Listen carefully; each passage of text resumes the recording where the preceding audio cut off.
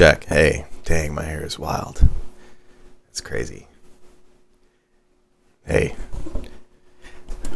welcome to the first episode of Corsaro Music Podcast.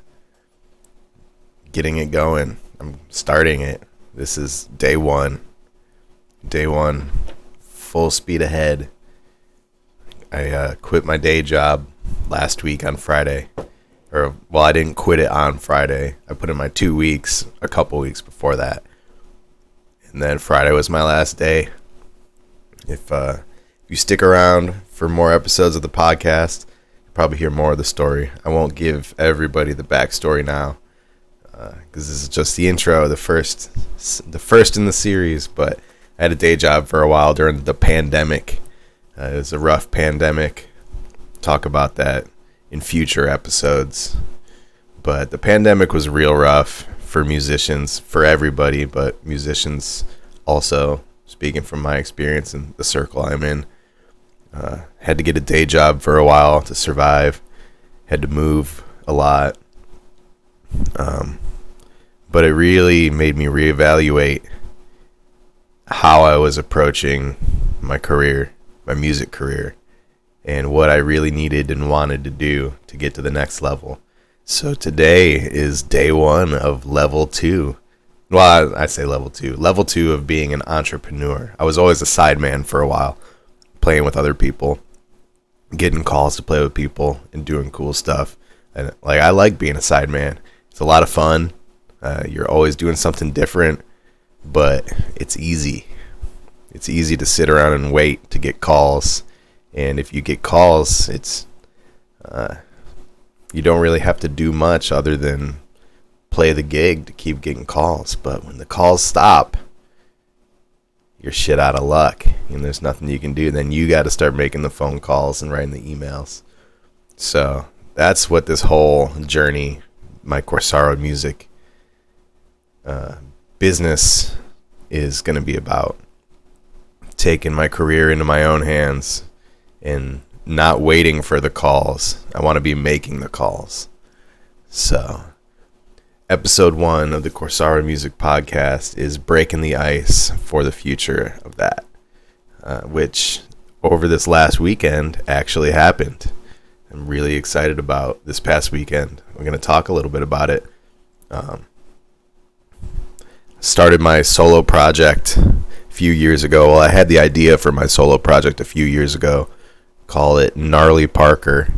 It's like, because what I was just saying, I hated waiting around for calls, and when the calls don't come, there's no work. So wanted to get my own project together that I could start booking and making money on and having fun with, and performing for people. But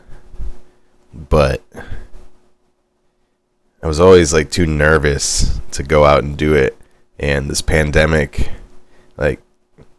nobody cares how you feel about anything, It's like the only person that cares how you feel about something is you.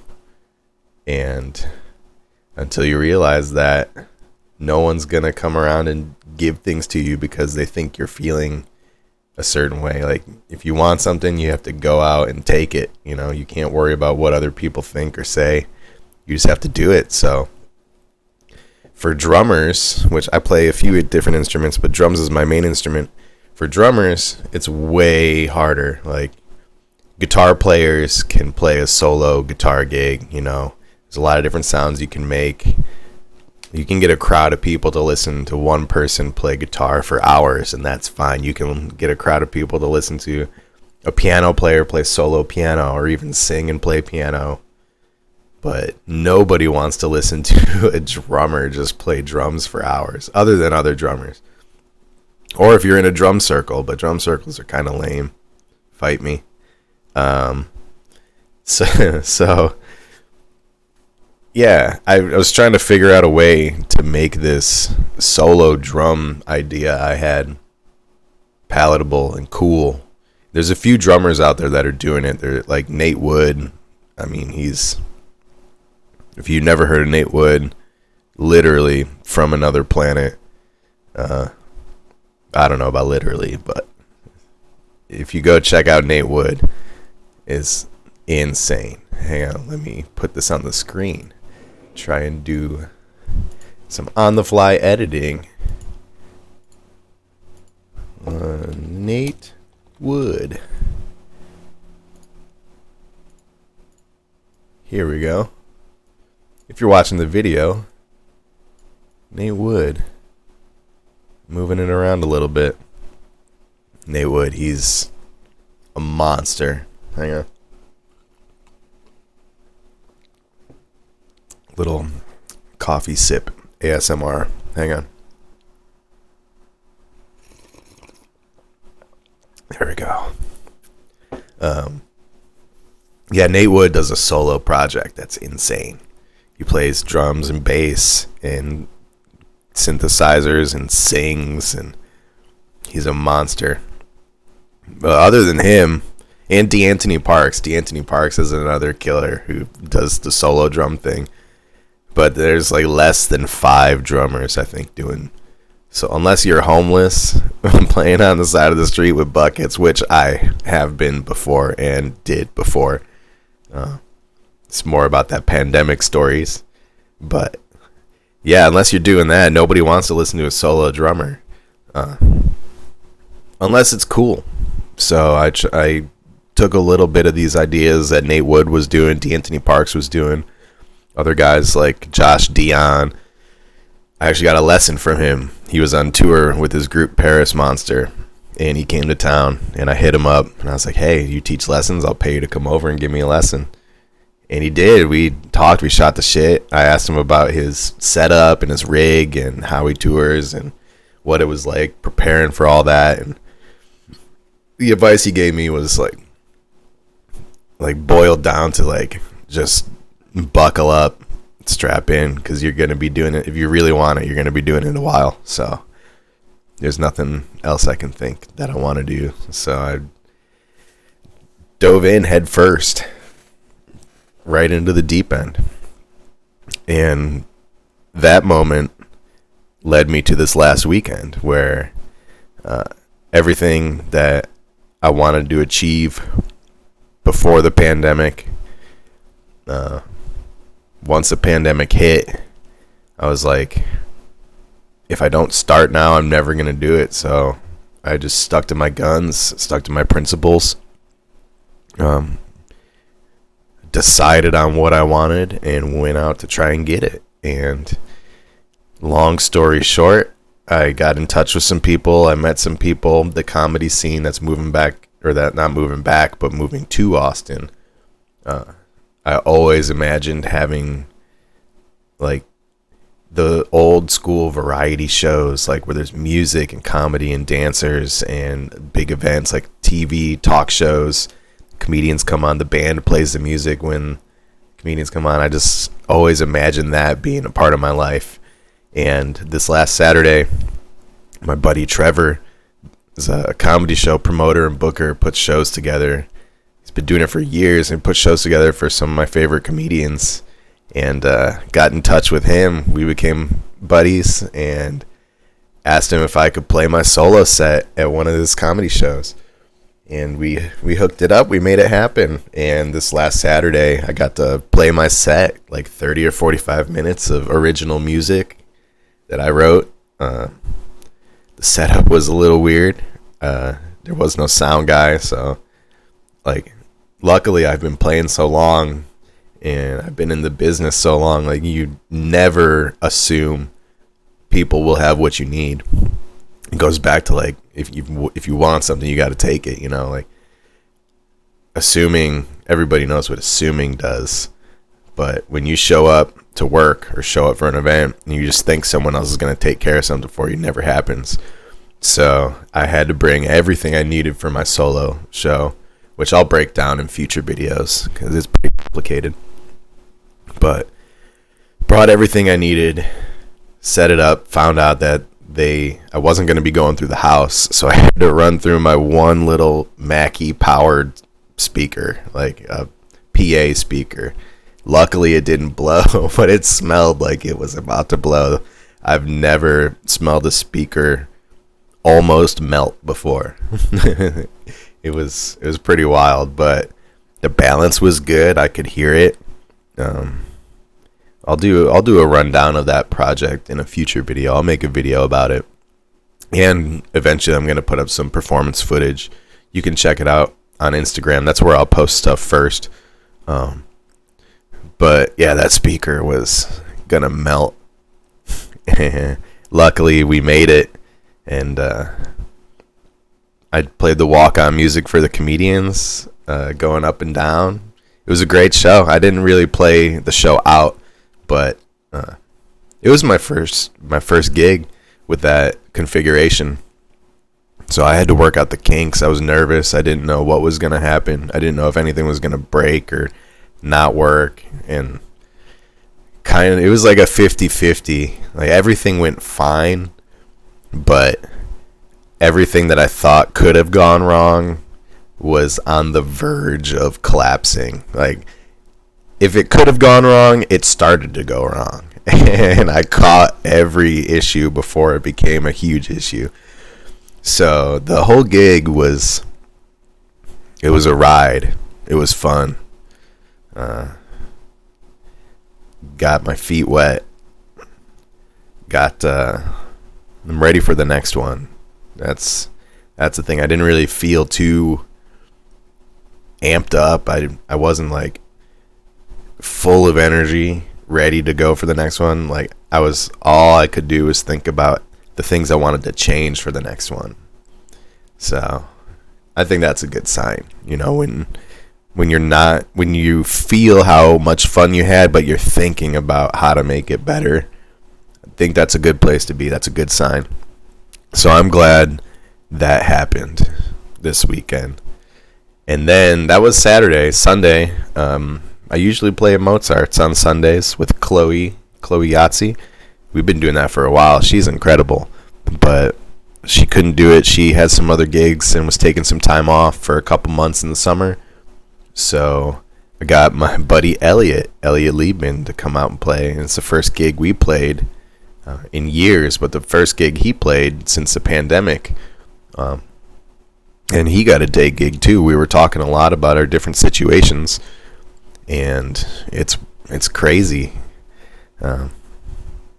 But dusting off the cobwebs of being an entertainer or a performance artist, it's when you do it for so long, you take for granted how the event is supposed to flow, So we were trying to come up with tunes, trying to remember all the tunes we could play together, because he sings, I don't sing. So all the songs with lyrics that he hasn't remembered for years. It was fun. People liked it. We didn't make as much in tips as we thought we would, but at a place like that with Mozart's, I don't know who's listening to this or if you've ever been to Mozart's down in Austin, but it's a really, really cool vibe. But it's almost like a relationship with the crowd. Like, the crowd really gets to know. The way Chloe had it set up is like the crowd gets to know the artist, and then people usually come to see specific artists. So it's pretty cool. It's a really good vibe she's got going on there. Still making changes and upgrades, and it's constantly upgrading, which is good. Like, you can change things, and then like stuff fades away, or it's not as good, or it takes away from one aspect to add to another. But so far, all the changes they've been doing post lockdown, accommodating more live music, all the changes seem to be creating a overall better environment, which is great. Let's see. And then that was Sunday. Today's Monday. Monday the 19th. July 19th. That's the month.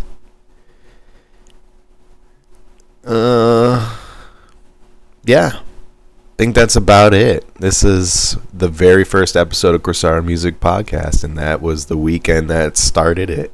So I'm happy. I'm happy it happened.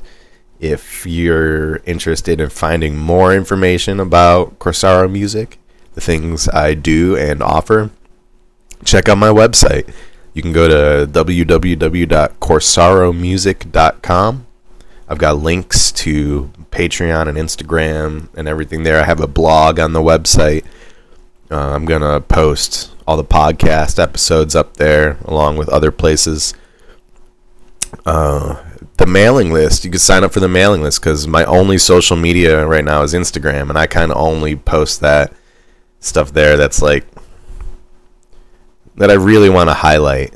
Like that's not my main social media. My website I want to be my main social media.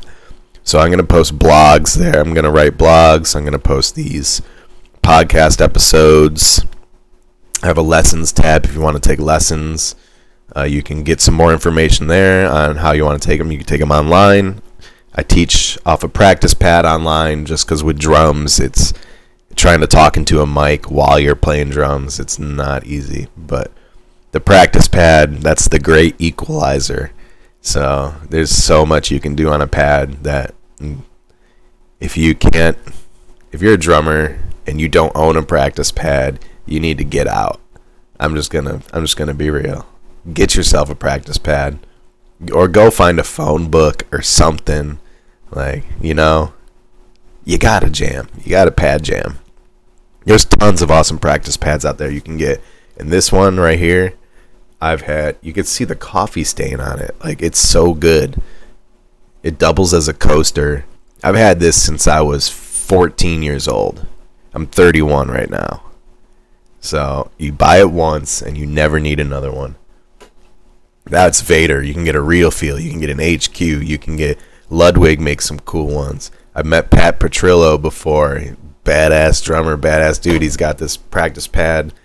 I forgot what it's the brand name, but it's got like 4 different sound and rebound zones. It's pretty cool. You can buy a stand for it. You can put your coffee in. Get yourself a pad. Start taking lessons. Go to CorsaroMusic.com for more information. The Patreon, if you sign up for the highest level tier I have, it's only $20 a month, but it's my coaching tier. If you're interested in advancing your music endeavor, if you're already a musician and you want to expand your knowledge or get some information on the industry or kind of pick my brain about the experience I have playing music for 25 years. I've been playing music live in churches, in other countries, at large festivals, at small festivals, at big venues and tiny restaurants. Anything, any questions you have, feel free to hit me up on the Patreon. If you sign up for that coaching session, that's $20 a month and you get a 20-minute monthly coaching session. So I do those coaching sessions on Discord. When you sign up for the Discord, when you sign up for the Patreon, I have a few tiers, but any tier you enter will get you into the Discord, which is cool. It's like my Corsaro music community. But certain tiers, I have private rooms in the Discord that you can unlock with more Patreon tiers. But basically, it's $2 to get in, $20 for the monthly coaching session, and I've got tiers in between that range with different benefits. So that's something cool to check out if you're on a flexible schedule or a schedule that is always changing. You can never really lock down a time, but you still want some guidance, professional music guidance. Lessons, all the information's on the website. You can check it out there. Anyways, that's it for episode 1 of Corsaro Music Podcast. Thanks for coming by. Thanks for listening, and hope to see you around soon. All right, y'all. Take care.